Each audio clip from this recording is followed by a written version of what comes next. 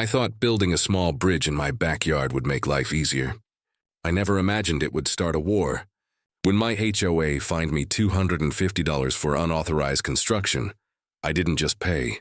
I fought back, and by the end, they were the ones paying the price. When I first moved into this neighborhood, it felt like stepping into a postcard. Every lawn was neatly trimmed, every mailbox perfectly aligned, and every house painted in some gentle shade of beige or blue. On summer evenings, you could hear kids riding bikes, dogs barking in the distance, and the faint sound of someone grilling steaks 3 houses down. It was peaceful, predictable, and quiet. Exactly what I had been looking for after years of moving around for work. My wife called it our forever home, and for a while, that's exactly what it felt like. Behind my house ran a small creek, barely 4 feet across, but deep enough to be annoying. It cut my property clean in half like a scar. On one side, I had my back porch, a patch of grass, and a couple of old oak trees. On the other side, my vegetable garden and a small shed where I kept my tools. The problem was simple. Every time I wanted to get to my shed or tend to the garden, I had to jump across the creek or walk all the way around the block to a little community footpath. It wasn't terrible, just inconvenient, especially when it rained and the creek swelled, turning the soil soft and slippery. For months, I told myself I'd do something about it. I'd stand on the edge, coffee in hand, staring at that creek like it was mocking me. I'd imagine a small wooden bridge arching over it, something practical, nothing fancy. My wife thought I was kidding every time I brought it up. "A bridge?" She laughed. "You're not trying to cross the Mississippi, honey." But I wasn't joking. I'd worked with wood most of my life, and I knew I could build something simple and strong, something that would make my backyard feel complete. So one Saturday morning, with the sun shining and birds chirping, I got to work. I drew up a quick sketch, measured the distance, and made a list of what I'd need. I drove to the local hardware store, picked up treated lumber, screws, and weatherproof sealant, and by that afternoon, my yard looked like a workshop. There was sawdust flying, the rhythmic thump of the hammer, and that satisfying smell of fresh-cut wood that somehow makes you feel productive. Over the next 2 weekends, I worked on it a few hours each day. Slowly, board by board, it came together. When I finally stepped back to look at it, I felt proud. It wasn't huge or fancy, but it fit perfectly, like it had always belonged there. My neighbor Tom leaned over the fence, wiping his hands on his jeans, and said, "Looks great, man. Joey better not find a reason to complain." We both laughed, not knowing just how ironic that would sound later. That bridge became my little escape. I'd cross it every morning with my coffee to check on the tomatoes, and in the evenings, my grandkids would play on it, dropping pebbles into the water below. It was peaceful, simple, and mine. At that point, I truly believed I'd done something good, something practical and harmless. But sometimes, in neighborhoods like ours, peace doesn't last long, and soon enough that little bridge would become the center of a storm I never saw coming. Once the bridge was complete, I felt a quiet satisfaction I hadn't felt in years. It wasn't about showing off or making a statement. It was about reclaiming my own backyard, making something useful with my own hands. The sunlight glinted off the freshly stained planks, and the creek rippled softly beneath, like it was nodding in approval. I stood there for a moment, coffee in hand, just listening to the world. Even the wind seemed to approve, rustling the leaves and making the wooden beams hum softly under its touch. My neighbor Tom, who had been curious about the progress for weeks, finally wandered over. "Wow, that's really something," he said, leaning on the fence and squinting in admiration. "You built that all yourself?" I shrugged and smiled. "Yep, just a little weekend project." He shook his head, chuckling. "I don't know whether to be impressed or scared." "What if the HOA freaks out?" I laughed, thinking it was a harmless joke. Little did I know, he had unknowingly predicted the chaos that was about to follow. The next few days were the happiest I'd had in my backyard in a long time. I started using the bridge every morning to check on my vegetable garden. My grandkids came by and ran across it, squealing with delight as they tried to skip over the wooden planks. Even the mailman paused and said, "That's a nice little bridge. Adds charm to the yard." It felt like I'd created something that belonged there, something that brought people a small spark of joy. For a moment, I allowed myself to forget about the rules, the HOA, or any of the bureaucracy that seemed to hover quietly over every neighborhood interaction. I still remember one quiet evening, sitting on the edge of the bridge with my feet dangling over the water. The sun was setting behind the trees, casting a warm orange glow over everything. I could hear birds calling to each other, and the creek gurgled softly as it made its way downstream. I took a deep breath and thought, this is why I built it. Not for anyone else, just for moments like this. That sense of calm and accomplishment made all the measuring, cutting, and hammering worth it. But happiness, as I would soon discover, is fragile. About a week later, a crisp white envelope arrived in my mailbox. At first, I didn't think much of it. It could have been a newsletter or a routine notice from the HOA. But when I saw the words stamped across the top, "Notice of Violation," my stomach sank. I opened it slowly, half expecting some clerical error, some misunderstanding that would be quickly corrected. Instead, the letter accused me of constructing an unauthorized structure on my property and demanded a fine of $250. I blinked, rereading the words, thinking I must have misunderstood. Bridge? A 6-foot wooden bridge built entirely on my own property? I couldn't believe it. My heart started racing, a mix of disbelief and rising anger making it hard to focus. The letter went on in cold, formal language, warning of further penalties and possible legal action if I didn't comply. I set the paper down and stared at it, the peaceful backyard around me suddenly feeling smaller, almost suffocating. For a moment I laughed nervously, convinced it had to be a mistake. But as I reread it, the laughter faded, replaced by a creeping sense of frustration. It wasn't about the $250, at least not really.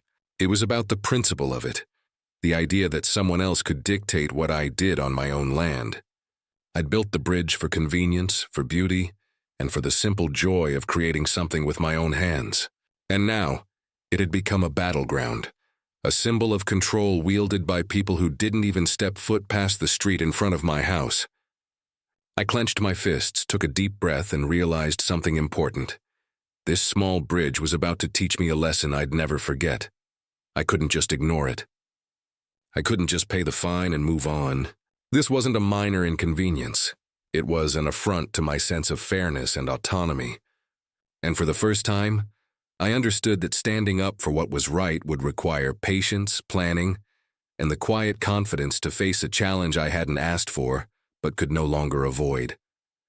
Little did I know that 6-foot wooden bridge was about to drag me into a months-long war with an organization that thought rules were more important than justice. A week after finishing the bridge, I came home from work to find a crisp white envelope sitting neatly in my mailbox. At first, I thought it was just another routine notice, maybe a reminder about landscaping rules or dues, but the heavy official stamp made my stomach twist. The words "Notice of Violation" stared back at me from the top of the page, and suddenly, the peaceful world I had been enjoying felt fragile, almost surreal.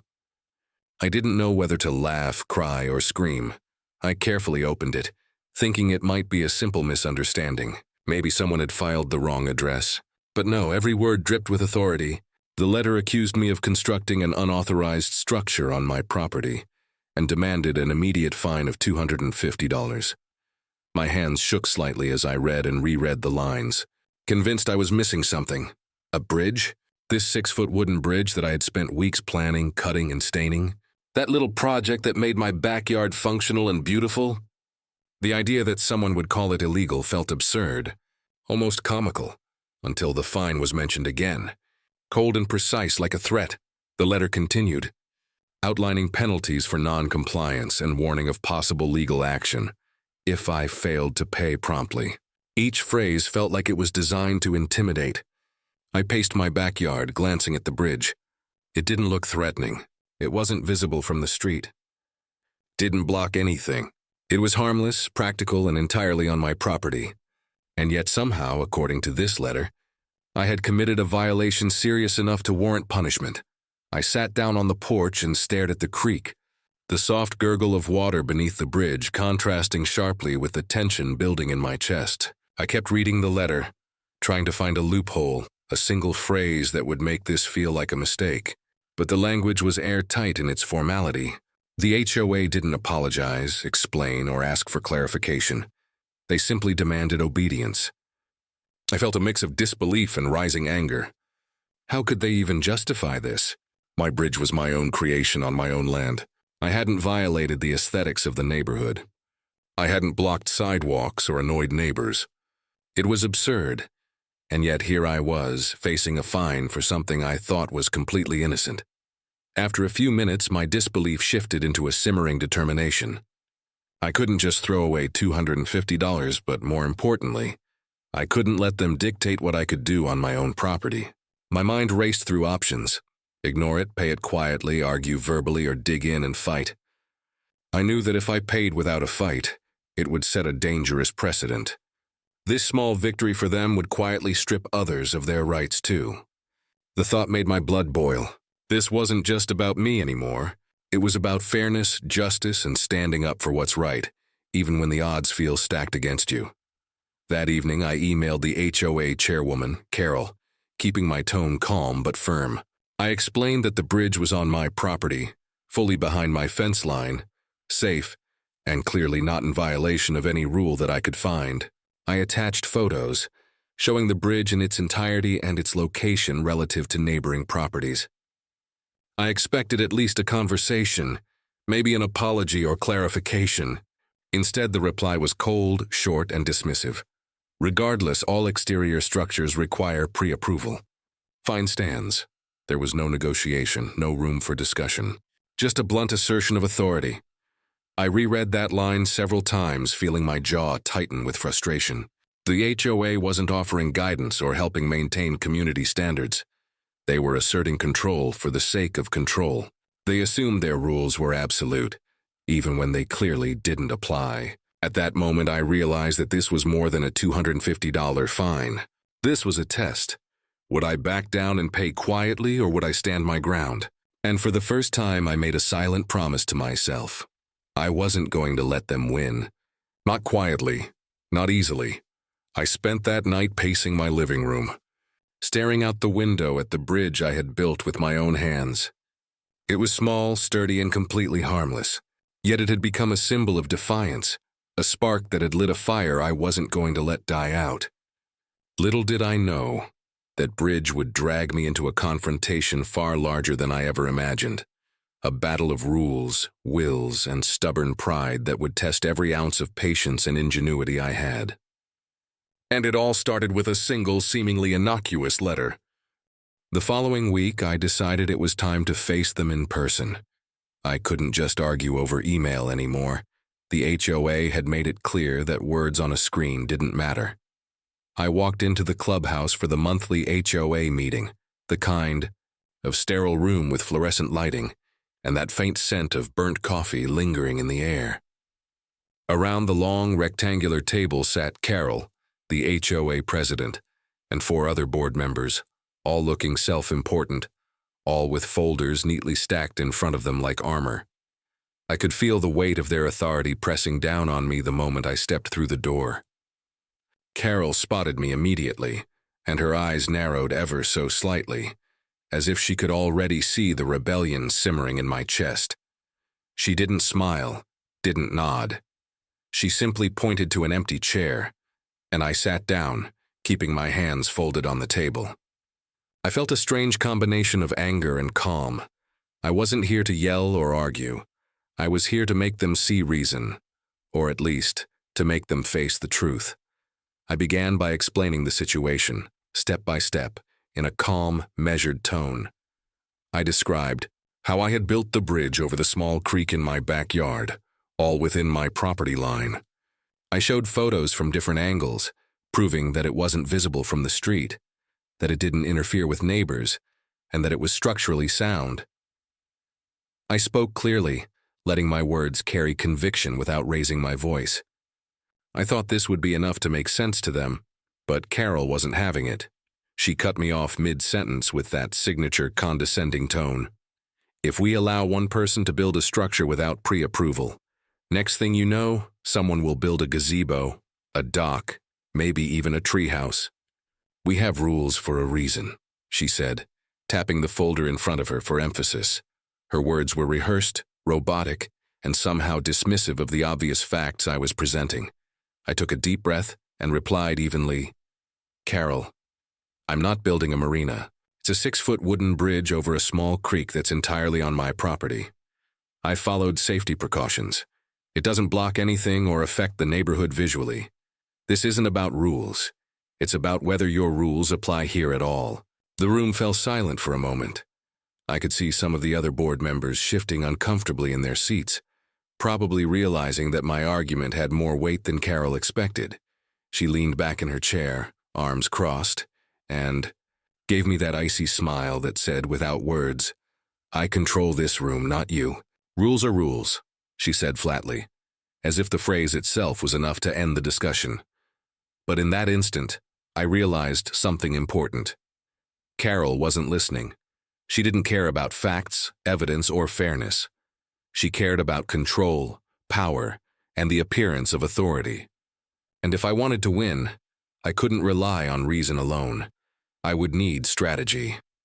After the meeting, I walked home slowly, my mind racing. My bridge sat quietly in my backyard, completely unaware of the battle it had inspired. I felt a mixture of frustration and determination, a desire to show them that blind authority without understanding was not invincible. Over the next few days, I started gathering every piece of documentation I could find. My property deed, the original plat map, HOA bylaws, and county zoning information. Each paper I examined added to my confidence. Neighbors began to notice my quiet preparation. Tom, leaning over the fence again one afternoon, asked, "Planning your next weekend project?" I laughed, but inside I felt a spark of defiance. "Something like that," I said. I didn't want to boast. I just knew I couldn't back down. They had made a mistake, and I intended to show them that their assumptions had consequences. By the end of that week, I had a clear picture of how the HOA was overstepping its authority. The creek was part of my property. Every board member had assumed control where they had no legal jurisdiction, and the more I read, the more absurd their claims seemed. I realized that I had a choice. I could comply quietly, pay the $250, and live under their imagined power. Or I could fight, calmly, methodically, and with evidence so solid that even Carol wouldn't be able to ignore it. That night, as I stood on the bridge and looked down at the gentle flow of water beneath me, I felt a new sense of resolve. This bridge had become more than a practical solution for my backyard. It had become a symbol of standing my ground. I wasn't angry, I was focused. And I knew that in the coming weeks, Carol and her board would learn a lesson they wouldn't forget. The bridge wasn't just a structure anymore. It was a declaration. I wasn't going to let someone else dictate what I could do on my own property. After that tense meeting, I knew I couldn't rely on arguments alone. Carol and her board weren't interested in reason or evidence. They were only interested in enforcing a sense of control. I realized that if I wanted to win, I needed facts. Documents and official confirmation of exactly where their authority ended. For the first time, what had started as a simple backyard project had become a full-blown investigation, and I was determined to see it through. I began by digging into my property deed. Sitting at the kitchen table with a cup of coffee, I unfolded the pages and traced the boundaries with my finger. The creek, which had seemed like just a minor inconvenience before, now appeared on the map as part of my land. Every line, every corner, every note confirmed it. The bridge sat entirely on my property. I leaned back in my chair, feeling a spark of confidence. If I could prove this, Carol's authority over my backyard would crumble. Next, I visited the county zoning office. The clerk was polite, a little surprised at the question, but helpful. "You want to know if your bridge violates any codes or requires permits?" she asked. I nodded. She pulled up the parcel map, highlighted the creek, and explained that anything built entirely within private property that doesn't interfere with easements or flood zones doesn't require approval from the HOA, or the county for that matter. I felt a rush of vindication wash over me. The bridge wasn't just harmless, it was fully legal. Armed with these facts, I turned to the HOA bylaws. I read every rule, every clause, every line about exterior structures and property modifications.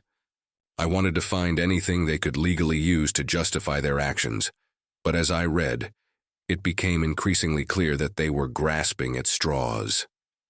Their authority only extended to areas defined within the bylaws, none of which included my creek or the bridge. Every line I highlighted reinforced the same truth. The HOA was overstepping, and they had no grounds for the $250 fine. I spent late nights cross-referencing county regulations, property maps, and HOA rules. It became almost like a detective story. I organized folders, made photocopies, and even created a small binder with evidence that clearly showed the bridge was mine and mine alone. Each document I gathered was a small victory, and I began to feel a growing sense of power. The frustration I had felt when reading the violation letter turned into quiet confidence. For the first time, I realized that I wasn't just defending a bridge. I was defending my rights, my property, and my dignity. During this process, I spoke to a few neighbors.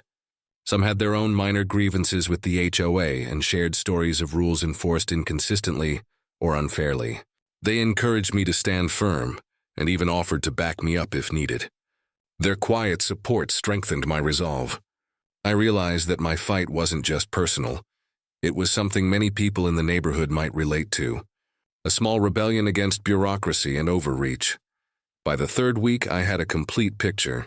Every document, every map, every official note confirmed the same truth. The bridge was on my property, legal, safe, and completely outside the HOA's jurisdiction. I felt a strange mixture of satisfaction and anticipation. I knew that the next step would be critical. I couldn't act impulsively. I had to be methodical, precise, and confident. The bridge had transformed from a simple backyard project into a symbol of standing up for oneself, a tangible manifestation of both my patience and persistence. At this point, I began drafting letters and planning my next steps. I wanted Carol and her board to understand, in no uncertain terms, that their fine was not only unjust, but entirely baseless.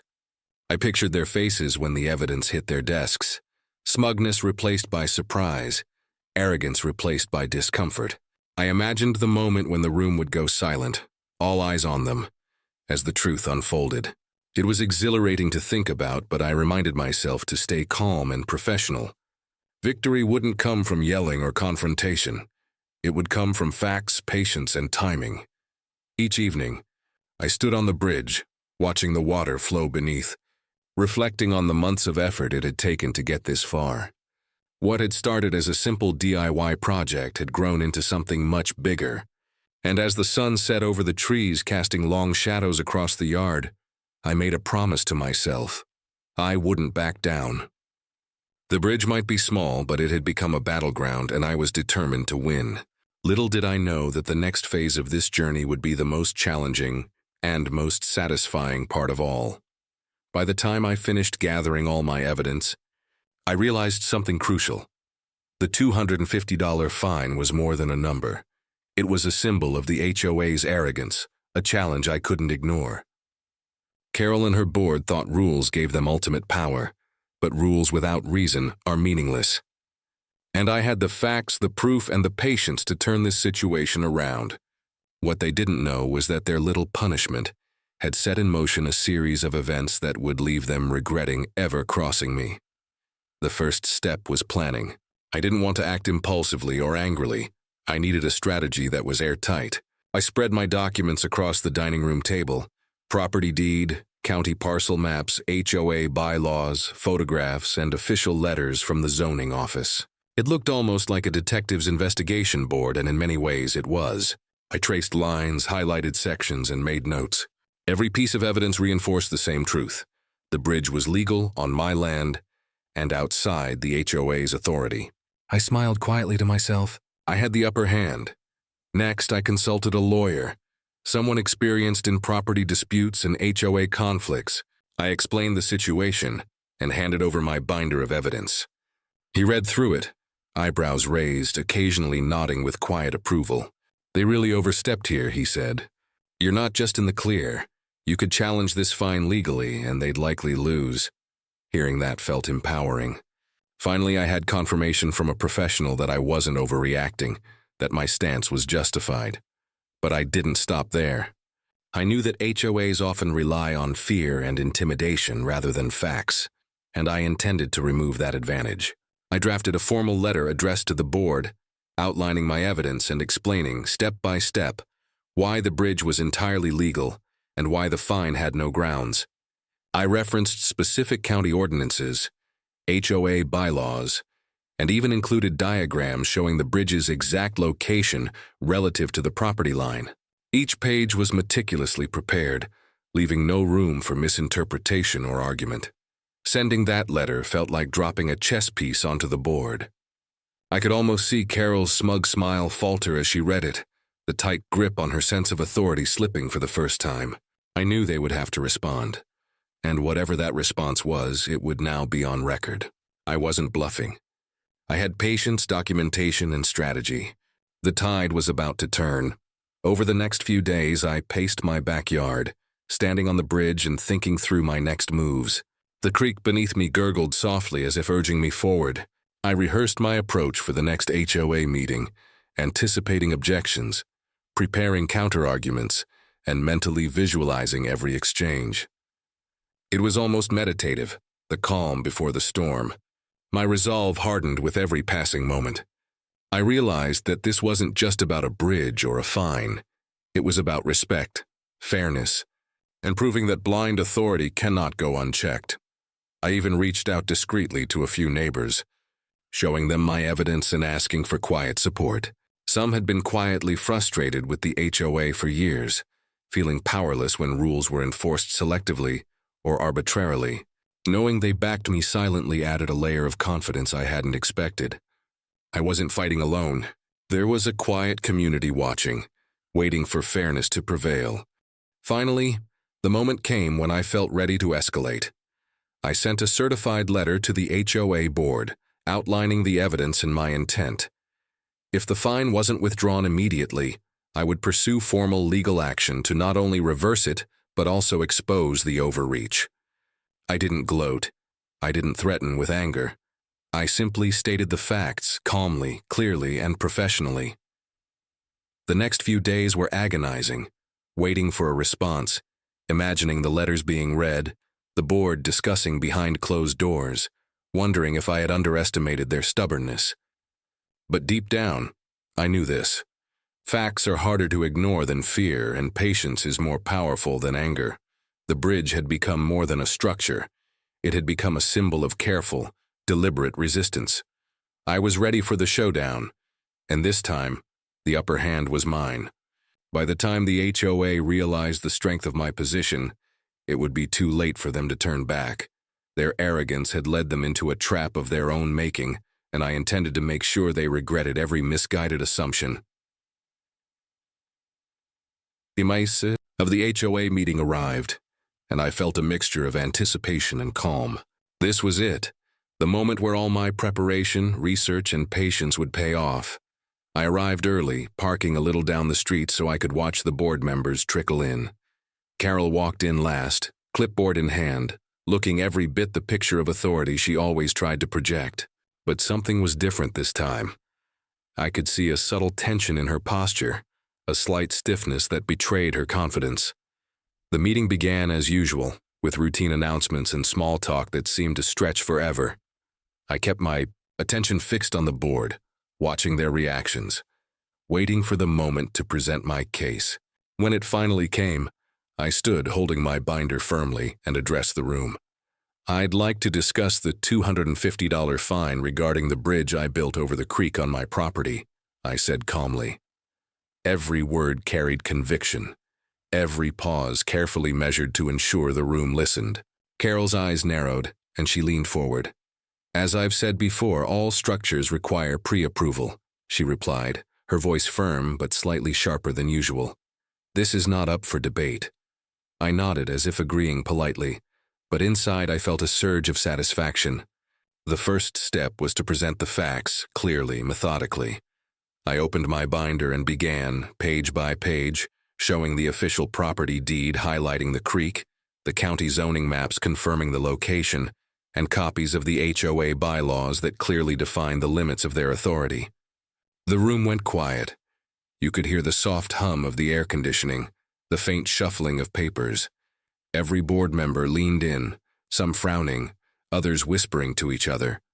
I presented photographs of the bridge from multiple angles, diagrams showing distances from property lines, and letters from the county office confirming that the structure did not violate any regulations. I spoke without emotion, letting the evidence do the talking. This wasn't about anger or revenge. It was about clarity, fairness, and undeniable proof. Carol interrupted once, trying to assert control again. That may be your interpretation, but our rules are clear. You should have asked for permission. I met her gaze calmly. With all due respect, Carol, your rules apply to areas within the HOA's jurisdiction. This creek is entirely within my property. The evidence shows this clearly. I built nothing that harms the community, obstructs neighbors, or violates safety regulations. Therefore, the fine is baseless. For a moment, she had no response. Her usual rehearsed lines faltered, and the room seemed to shift. I noticed some board members exchanging nervous glances. It was subtle, but the balance of power had started to tip. Then I revealed one last piece, a copy of my certified letter to the board, outlining my intention to pursue legal action if the fine wasn't withdrawn. I explained calmly that the letter had been sent with every piece of evidence meticulously documented, and that ignoring it could lead to consequences far beyond the $250 fine. The atmosphere changed instantly. The smugness that Carol usually carried evaporated. I could see her fingers tighten around her pen, her jaw set. The other board members looked uncomfortable, shuffling their papers nervously, avoiding eye contact. It was clear that my careful preparation had put them on the defensive. I didn't raise my voice. I didn't gloat. I simply let the facts and my calm confidence speak for themselves. Then came the moment I had been waiting for. One board member, clearly uneasy, asked, "Are you saying the bridge is entirely on your property?" I nodded. Yes, and all supporting documents confirm this. There is no legal justification for this fine. A few murmurs of agreement rippled across the room from neighbors who had come to observe. Whispers turned to nods, and I felt a surge of validation. The room that once seemed impenetrable was cracking under the weight of the truth. Carol tried to regain control, but it was too late. The evidence was overwhelming. She finally muttered, almost reluctantly, "Fine. We'll withdraw the $250. Relief flooded through me, but I stayed composed. I knew the battle wasn't just about money. It was about respect and principle. I calmly closed my binder and said, "Thank you. I hope moving forward we can work with facts rather than assumptions." The room was silent for a moment, and then the murmurs of the neighbors began to fill the space with quiet applause. By the time the meeting ended, the HOA board members were subdued, their usual arrogance replaced with cautious humility. I walked out of the clubhouse feeling lighter than I had in weeks. The creek behind my house shimmered in the late afternoon sun as I crossed my bridge on the way home. Each plank seemed to echo my triumph. The bridge had been a symbol of calm, perseverance, careful planning, and standing up for what's right. That night, as I sat on the porch and watched the water flow beneath the bridge, I reflected on the months of effort, patience, and strategy it had taken to reach this point. The $250 fine was gone. The HOA had learned a lesson in humility. And most importantly, I had proven to myself and to them that careful preparation, calm determination, and unwavering confidence could overcome arrogance and overreach. My little bridge had become more than a practical structure. It had become testament to standing your ground, a reminder that sometimes the smallest things can trigger the biggest victories. In the days following the meeting, word of what had happened spread quietly but quickly through the neighborhood. Neighbors who had witnessed my calm, methodical presentation began whispering among themselves, sharing the story with anyone who would listen. The usual air of control and intimidation that the HOA exuded seemed to dissipate almost overnight. For the first time, I realized that my small act of defiance had not only protected my property, but also inspired others to question the board's authority. Carol, predictably, was frantic. I could see it in her emails, short clipped messages demanding explanations, trying to justify her earlier stance, and occasionally hinting at procedural loopholes that didn't exist. The arrogance I had faced in the meeting was gone, replaced by a flustered need to regain control. It was almost satisfying to watch, knowing that every document, every photo, and every bit of evidence I had meticulously collected was the cause of her discomfort. The bridge, quiet and sturdy in my backyard, had become the pivot point of this tiny revolution. The HOA didn't just retreat quietly. Soon the members started scrambling, trying to rewrite records and review bylaws they had ignored for years. I discovered through casual conversations with neighbors that the board had begun an internal audit of their own actions, likely to avoid similar embarrassment in the future. I had expected the fine to vanish, but I hadn't anticipated the ripple effect of my preparation. By standing my ground, I had unintentionally shined a spotlight on the inconsistencies and overreach that many in the community had quietly endured. Some neighbors came to me privately, thanking me for taking a stand. One couple told me they had once received fines for something trivial, trimming their hedges at the wrong angle, and had felt powerless. They admitted that my victory gave them courage, a sense that they didn't have to accept rules blindly or fear retaliation. That moment made me realize that the bridge had become more than a personal triumph. It was a symbol, a statement that careful research, calm determination, and persistence could change the balance of power in a neighborhood long dominated by arbitrary authority. Even Carol herself began to show cracks in her composure. During a subsequent meeting, she avoided eye contact, spoke less, and seemed hesitant to enforce rules too aggressively. The quiet hum of the room shifted as neighbors, emboldened by my stand, began asking questions and requesting clarifications in ways they never had before. The $250 fine, once a symbol of her control, had now become a reminder of her misjudgment. Every glance toward me seemed to carry the weight of acknowledgement. She had lost, fair and square. By the end of the month, the HOA had officially withdrawn the fine, issued a brief notice of correction, and quietly amended some internal procedures to avoid future embarrassment. It was subtle, almost bureaucratic, but to me it felt monumental. The small bridge in my backyard had done what no amount of polite negotiation could. It had shifted the power dynamic entirely. The structure itself hadn't changed, but the perception of who had authority had. Sitting on my porch one evening, watching the creek glisten under the setting sun, I reflected on the entire ordeal. What began as a simple weekend project had evolved into a story of patience, planning, and quiet resistance. The bridge had been more than a practical solution to a minor problem. It had been a catalyst for accountability, a reminder that preparation and courage could triumph over arrogance and bureaucracy. I realized that standing firm didn't always require anger. It required strategy, evidence, and the willingness to see things through to the end. In those quiet moments, I allowed myself a small smile. The creek flowed steadily beneath the bridge, undisturbed and calm, reflecting the trees and sky above. It was peaceful again, but in a different way. Now it wasn't just about the backyard or the bridge itself. It was about fairness, about knowing your rights, and about the small but undeniable satisfaction of seeing those who underestimated you finally recognize the truth. The HOA had tried to control a minor detail in my life, and in the end, they had learned a lesson far bigger than $250. In the weeks that followed, life in my neighborhood slowly returned to a calmer rhythm.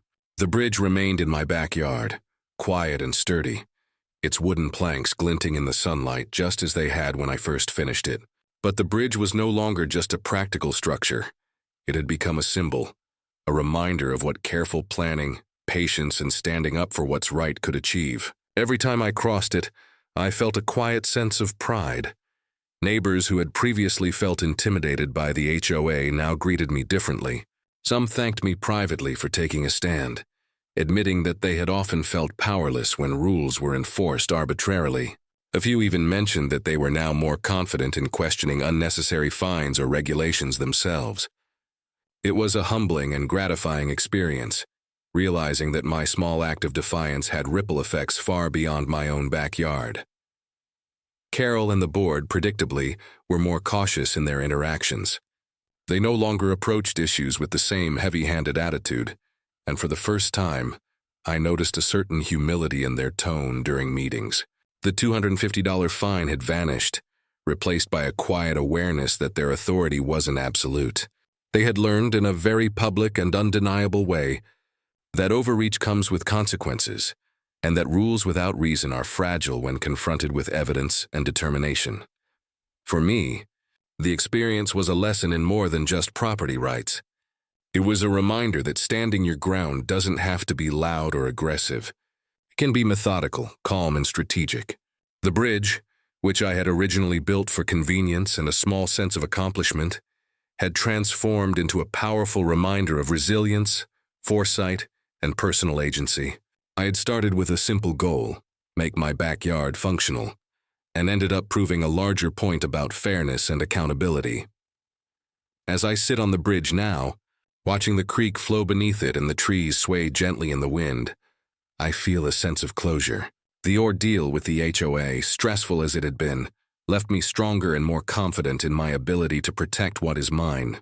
And while the $250 fine is gone, the real victory is the knowledge that careful preparation, unwavering patience, and standing for what is right will always carry more weight than fear, intimidation, or arbitrary authority.